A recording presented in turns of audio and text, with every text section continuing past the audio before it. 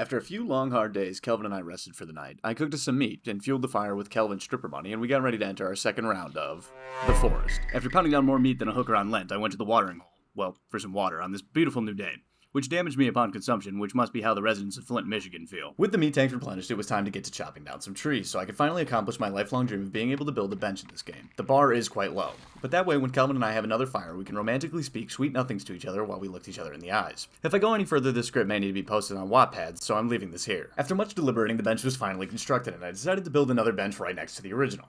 I said right next to the original. The game gave me a super hard time about the placement and only allowed me to set the bench right in front of the door. OSHA fire hazard regulations definitely wouldn't approve of this, but who follows those anyways? I faced my greatest fear yet in this game. Reading. When I found out I could build something called a hokey pokey trap, and I just had to see what that was all about. So I decided to start construction today. With Kelvin as my work mule, I sent him to get logs. At least I thought I sent him to get logs when I found out that I sent him to get sticks. As you can see in the bottom left, I in fact do not need any more sticks, and Kelvin was essentially doing nothing, as per usual. But I can't fault the guy though, because he really knows how to handle some wood.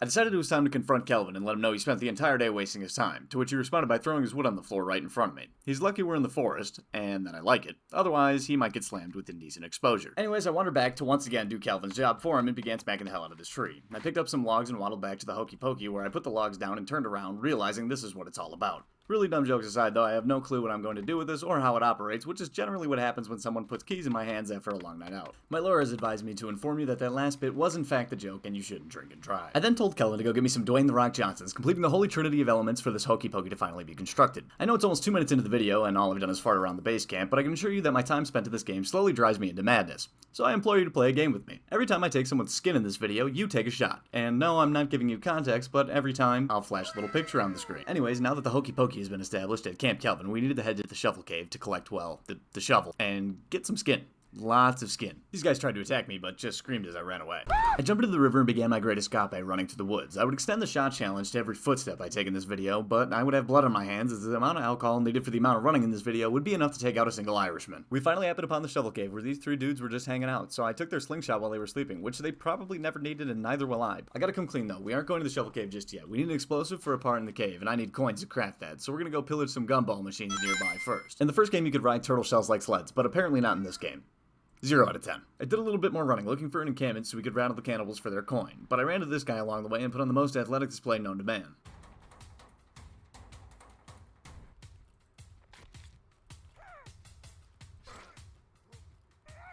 Here's the beginning of my descent into insanity from playing this game. I seriously have no idea why I had the impulse or desire to do this, but I did it. Just like I did a little bit of Skyrim horsing to get around this mountain. And if you don't know what Skyrim horsing is, then either I'm too old or you're too young. Or both. All that horsing around had me famished, so I ate enough blueberries to feed a village and was back on my merry way. We rolled over the hill to find our first encampment of natives, and it was time to pillage and plunder. I decided I'd go in stealthy, which lasted about as long as I do, and was interrupted by this guy screaming.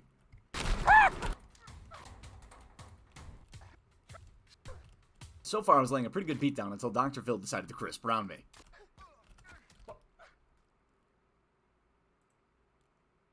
After my short nap, I found myself tied up and my ears being filled with the beautiful melodies of Cardi B. I thought she gave up the whole knocking men out and stealing all their stuff, but I guess old habits die hard. I collected my things, popped some perks, and went on a drug-induced rampage against this coward who decided they would run and hide in a tree after I laid down the ass-whooping of the century. I figured so long as I kept them in my sights, everything would be fine, and I could proceed to read to see how to build a sleeping roll, which apparently is a thing in this game, but I really have yet to figure out how to do it, and even now, I've recorded enough film for a third and fourth video, and I still don't know how to make this thing. I decided to take out my bedroll-induced anger out on the coward in the tree by literally decapitating him. I figured it was the least I could do. More reading and more bedroll attempts, and I've officially decided I'm over it. So I popped some more pills, chased with an energy drink, and decided it was time to pillage some more villages because I still need those coins for the explosives. I stabbed this guy to death, and he let me see his skin pouch. I thought the rule of thumb was to take them out to dinner first, but I guess they're easy around here. What wasn't easy was this gargantuan oaf that pulled up looking like Gorlock. I threw my spiritor, but it was no match for the beast. Apparently spears deal more damage if you actually hit them with it, but you know, we're working on it. After a tactical defeat, it was time to pop more pills and whip out my axe to end Gorlock once and for all. But she started running at me full sprint like Aaron Rodgers in his first Jets game, which was short-lived. I tried to hit it with the Glock, but I was out of bullets, so I had to resort to Old Reliable, and that seemed to finally do the trick. I opened those skin pouches from earlier, and to my surprise, there was no fish, just tape, wires, and some energy bars, which definitely was a first. An oyster came out of the second one, though, so now we're close enough. And I killed this cave creature they had tied up and borrowed his skin. I'm sure he won't be needing it, and continued on my quest for coins. Taking a moment of brevity from the onslaught of jokes I put you guys through in these videos, this game is absolutely gorgeous from top to bottom. While it's definitely not a perfect game, they've really nailed the immersion. Anyways, back to our regularly scheduled programming. I found this surveying site where one of the game's main bunkers lies? Lays? Anyways, we'll get to it later in the video, but that's the main reason you need the shovel in this game, is to dig them up. After a little bit more walking, I came across another cannibal camp and proceeded to lay down a beatdown of biblical proportions. They had one of those diddly finger monsters tied up, and I really wanted nothing to do with it other than its sweet, sweet skin. So I killed it, and it shot its love juice all over me. Gross. This guy seen what went down with his fellow comrades and fingerpet and let me know he wasn't having any of my shit. A quick battle later, I finished him off by jamming my face into his crotch. Another one of these BRBs, big rude bitches for the uninformed, decided they were going to throw me around like a ragdoll and then hit me with a Spartan kick from hell.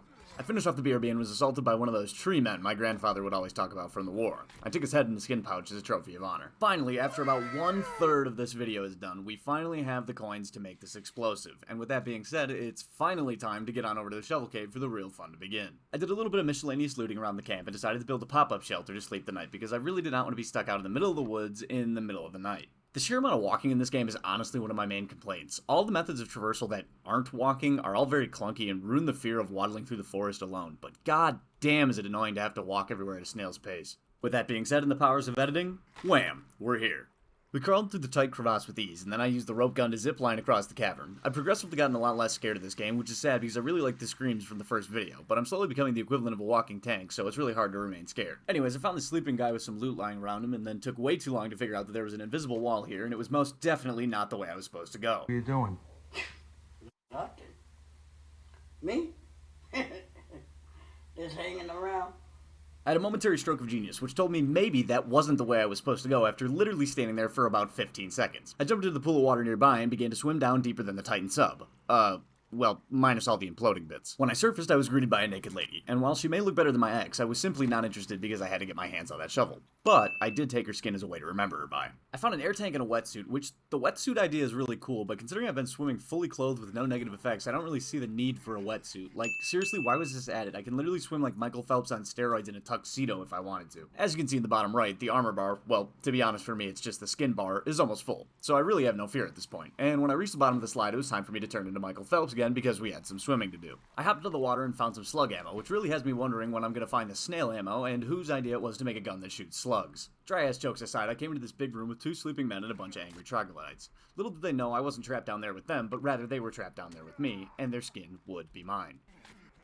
They're a little bit more than I expected here, so I hit a tactical retreat and then hit a 180 to lay down the most dubious, diabolical, and devilish beatdown the world has ever seen. After which I collected my reward of 5 skins, which brings the skinometer in the right-hand side all the way to full, completing my transformation into the ultimate 4-skin warrior. I did a little bit more clopping around the cave and entered this huge area where all I could see was one of the finger-licking good creatures cooming all over the cave, which admittedly got me a little excited. I pulled out my Molotov cocktail and immediately dropped a massive log in my pants when I started to realize just how many higher-level creatures there were lumbering around here. But, never fear, Foreskin Man is here. I ran out of Molotovs and resorted to using my hands, which was a pretty bad decision. Just watch the armor bar as the rest of this fight ensues. The creature design in this game is some of the nastiest stuff I've ever seen, and somehow they're slowly becoming less scary than I am. I mean, seriously, think about it. A guy running at you with bones and skin stuck to his body, held together by nothing more than Elmer's glue and duct tape, with an arsenal of primitive and modern weaponry running at you at mock speeds.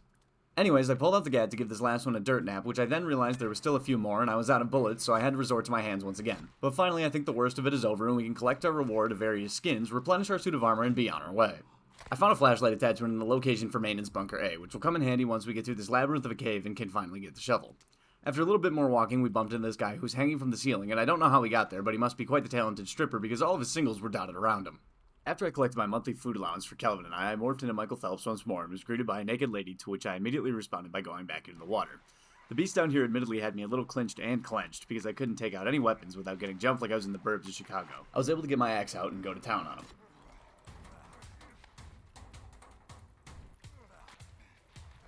I then reaped the rewards of many much-needed skins as my armor was incredibly low, but we're nearing the end of this cave after what has felt like an eternity. Now, this is one of the moments where, without context, it seems like I'm really slipping into insanity from playing this game. So, to give you the much-needed context, so I don't seem like the protege of Dahmer, in the last game you could burn the bodies to get bones and teeth, which this game doesn't have the teeth, but the bones are still quite useful. And I just spent an ungodly amount of time piling up their bodies, whacking them with the torch in hopes that they'd burn and drop bones, but instead I just look like an absolute lunatic, especially if you were to watch this without any sound. I spent all that time burning those bodies in hopes of more armor, only to realize that the cave was almost over. I usually don't get tired of warm, wet holes, but I've never been lost in one for hours. But at least there's no crabs in this one. Anyways, we took out the final few enemies, and I hit a few babies with the Glock. Please don't clip that. To which they flew across the room hilariously. After killing the last conjoined twin and stealing their skin, we finally made it to the shovel. And with that being said, I hope you guys enjoyed. Thanks for watching. Be sure to hit the like, comment, and subscribe buttons if you fell for that. Anyways, I'm not done with you sorry sons of bitches yet, and we got places to be and skins to collect. Through the power of editing, we were back to the surface world, and I built this little hut so we could hit a quick little save, because I never want to do the shovel cave again. We crafted up some armor, and we were off to the little dig site I happened upon earlier, but this time we can actually dig it up because we got the shovel. That should be pretty self-explanatory. Nothing interesting happened on the walk, and while I am the world's best bullshitter, the funny quip jar is running dangerously low. There are only so many lowbrow walking jokes I can make before you guys get sick of it, so I'm going to consult the editing wizard again and jump to the digging. We did a little bit of digging, and then we did a little bit of more digging, and then we dug some more, and I started to get PTSD flashbacks to the Minecraft series. But after just a little bit more, you guessed it, digging, we happened upon Maintenance Bunker A, which is our first bunker of many. I climbed down, and admittedly the lighting alone made me shart a little, but that's okay as it slid down my shoes and will soften my footsteps. I found this Roomba and tried to shake it down for its electronics, but apparently it was a broke boy and didn't have any. I entered this bedroom where some likely copyrighted music was playing, so I tried to break the record player, but that didn't work, so there's going to be an absence of game volume because I'd rather not have YouTube stick a scope up my ass. Anyways, we found the maintenance keycard, a 3D printer, which is huge, and an email saying that a painting was stolen from someone's collection. I could think of a certain Austrian painter that might have taken it. Oh, and a laser sight for my pistol, so now I really have no excuse for not hitting shots. If only I had the equivalent of a laser sight when I tried to flirt with women. We discovered the location of the food bunker. I printed off a flask and a sled, which sounds stupid, but I promise is awesome, and then I attached the laser sight and picked up the newly printed sled. Afterwards, I bumbled into this other room where I found the fire axe and was lucky enough to test it out on a baby, which it instantly deleted. Using the power of editing, we're back on the surface and on our quest to the next point of interest, which I believe is the food bunker, and if I'm wrong, well, we'll see where I'm going in a second. I kind of just rewatch the videos and add the voiceovers as I go, so this will be a surprise for both of us. Found this little encampment and looted it up on the way there, and decided to give the fire axe a test on a tree, which it took down in like 3 to 4 hits, which is super impressive. Might have to build a huge structure or something, but I'll only do that if you guys want to see it. And with that, we arrived at the next bunker in our journey, which is a little different than the others because it doesn't need to be dug up, which is pretty cool, but we needed the keycard from Bunker A to access this part of the bunker, so I guess we still needed the shovel. Now for the moment of truth. It is the food bunker, and I guessed right, so we dropped down and stuffed our faces with steak bites. Yum. Bacon bites. Yum. And brain bites. Yum. I read some story beats about an artifact, which honestly I'm lost on the story, so whatever you guys can piece together for me, that'd be great, because I'm lazy. And I opened the door to this hydroponic area that looked like it was straight out of Subnautica using the keycard from Bunker A. I found a crossbow, which I immediately put to good use and comedic effect by shooting some babies with it. There is seriously just something hilarious about hitting babies with projectiles in this game as they fly off the screen like some sort of 50s cartoon character, and continued on my way picking up as many bolts as I could because this thing is strong as hell. The only downside to this thing is its reload speed, which every clip you see me reloading is sped up by around a factor of 300 to 350% its normal speed, which in layman's terms means this bitch slow as hell. Came across this room with all these video cameras and showed a bunch of people tweaking out on meth and then turning into the creatures that we've been fighting for the entire game. Which is really perplexing to me because I didn't know they had meth this far out in the middle of nowhere, and now I'm curious as to where I can get my hands on some. Here lies the absolutely biggest fuck up of my life. Well, I can think of a few others, but it's up there. That on the table is one of 3 keycards I've been collecting. I didn't see it and forgot it was in this room, so what do you think I did? Did I A, search for it and find it, B, realize that I left it and grab it, or C, leave only to reach a bottleneck later on and hate myself for it?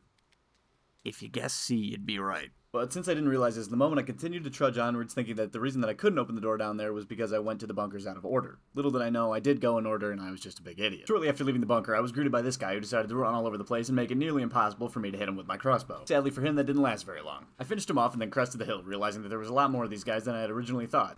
Oh my god. So it was time to put in work with the crossbow.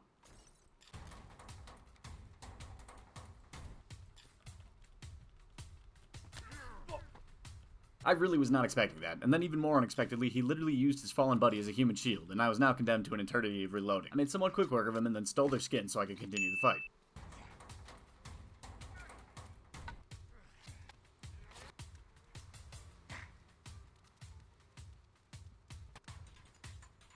I got tired of chasing this guy all the way across the map, so I gave up after a little bit and dropped the grudge. I arrived at the upside down eye and I was prompted to start digging, which I wasn't entirely sure what I was going to find here, but I definitely did not expect to find the shotgun just to be tucked right here in the middle of nowhere. But it is really sweet of that guy to be just lying there waiting for me to pick it up. I found another cave which led directly into a bunker where I seen the little spaceman from the first episode on a computer screen, but was too lazy to read it to see if there was anything interesting. I grabbed some stuff and headed toward the bright light at the end of the tunnel, which is usually never a good thing unless you plan on going to heaven. Turns out, I'm not dead, and it was just a hallway, but this bunker surely is close enough to hell. I actually had the key card for this area, so I opened the doors and began exploring. I apologize if this next section is super dark. Somehow a place with artificial lighting is less lit than a literal cave, but that's just how the devs made it. There must have been some pretty intense yoga going on in here, because they were all bleeding from the head when I got here. I bumped into some creatures and laid down the kind of beating that Helen Keller or Stevie Wonder might have dished out, because I could not see a damn thing. Because I can't see anything and you likely can't see anything, I just stitched together a little montage of me killing everything in sight until I got to the next area.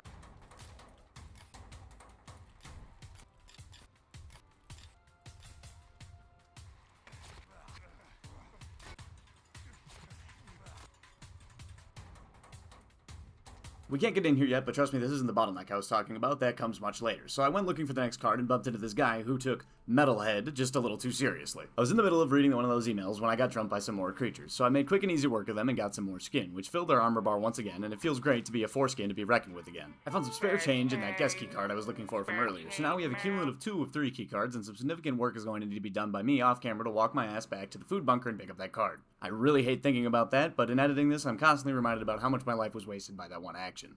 This Puffin guy apparently has a lot of money, according to this email, as we found as well. The Metalhead apparently also has a boatload of money, too, because we found almost $200 strewn about his corpse. I was able to open this door now that we had the guest key card, and it led me down another hallway where I found a handwritten note. And from what I've gathered, it's a bunch of wealthy assholes gathering on this island to use these artifacts for something that has yet to been revealed, and has apparently gone horribly wrong. Unless they wanted to be turned into these disgusting creatures, then it was a great success. Anyways, I came into this theater room filled with babies, so I bunted them out of the way and retrieved the chainsaw from this guy's head who must have been inspired from the Metalhead earlier.